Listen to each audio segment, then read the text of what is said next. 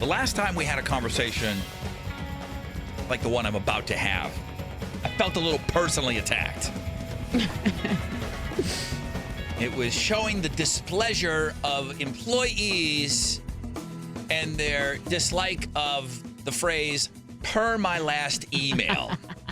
These idiots don't answer my emails. That's not true. They do not. I answered an email from you last night. 11:30, I'm out the door, and then boom, F this job, I'm out of here. This is my time. It's the world we live in now. You can't disrupt my personal life. I'm washing my dog or something. So when I don't hear back from people, I kind of was told, don't use the term per my last email.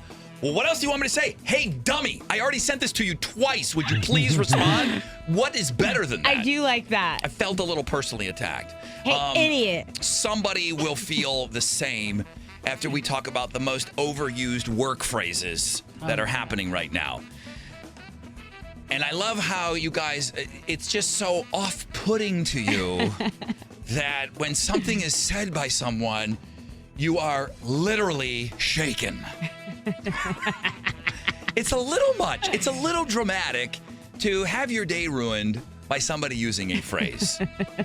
Is it that you don't like the phrase or you don't like the person using the phrase? Probably a combination, both. Yeah, right? it's probably both. Probably a combination. So no matter where you work, there's probably people who repeatedly use the same words and phrases over and over again. I mean, I got to think Radio Wizard. I know that son of a bitch is listening right now.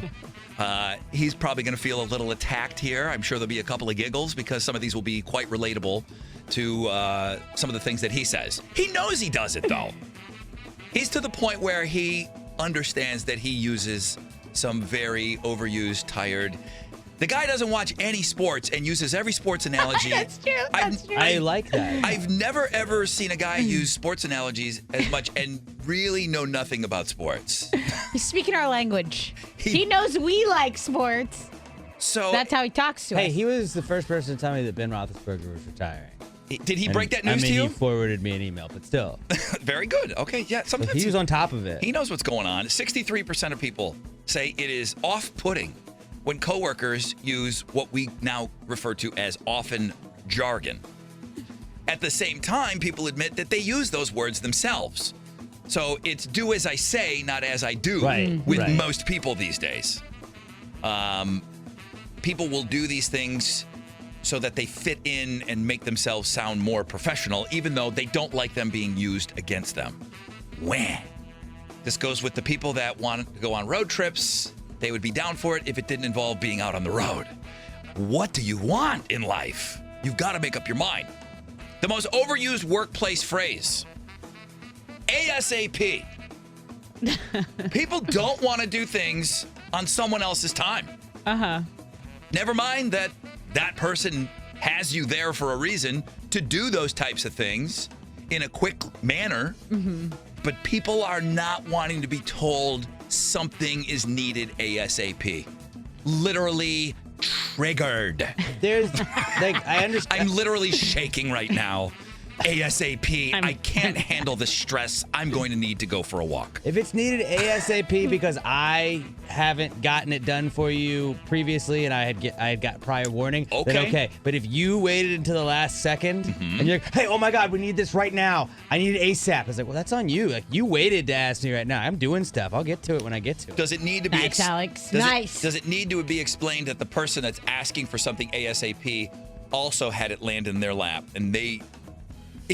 I see what you're saying. If you know that that person's been sitting on something, and then all of a sudden, when it's time that you need to bail them out, I can understand where that would be. And then they put it on you, like, dude, what are you doing? We're waiting on you, man. It's like, All right. well, you had all week. Anybody triggered by the phrase, keep me in the loop? No. That seems friendly. I want to be in the loop. Can you keep me in the loop on that? Yeah, just keep me in the I loop. like the, okay, no, we'll get to it if that comes up. All right. When somebody says they're just checking in. Just checking in. That's what I like. Like, that's no commitment. Like, hey, just checking in. What's up with you with this? Are we doing friendly. this? Are we getting this work done? All right, just checking in. When people use the phrase, give it 110%. Oh, no. I don't really hear that much anymore. New normal.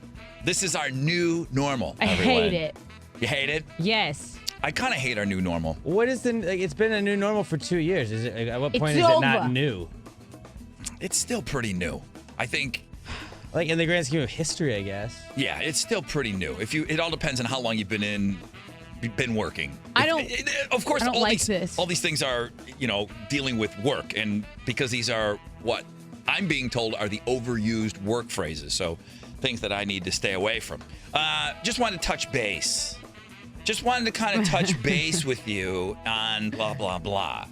I don't mind it. It feels like another sports analogy. Like, let's touch base. Being asked to think outside of the box. It's a little much to ask of people. Rod, you always make me do this. Yeah, don't do the same old thing. Don't take the easy route. Think outside the box a little bit. I'm trying, but you can't. Creatives gotta flow. I just gotta flow. You need to be pushed and pressed. Otherwise, you're not going to think outside of the box. He's not wrong. What's the next one? Circle back. You want to circle back? Circle back means you to didn't think respond. outside the box? That's per my last email, but polite. Circle back. Politer. Again, if you do want, hey, idiot, check your inbox once in a while. I email you things that I need responses to. I do need to be pushed and pressed, so. Does that? So, exclamation, That works better. Exclamation points was the other one. All caps is caps is very tough to people. It's very hard for people to read something in all caps. They feel like they're being yelled at now. So that's a tough one for people. Be careful on your usage of caps and exclamation points. I do think people kind of go, and myself included, when I write, I probably do use too many exclamation points.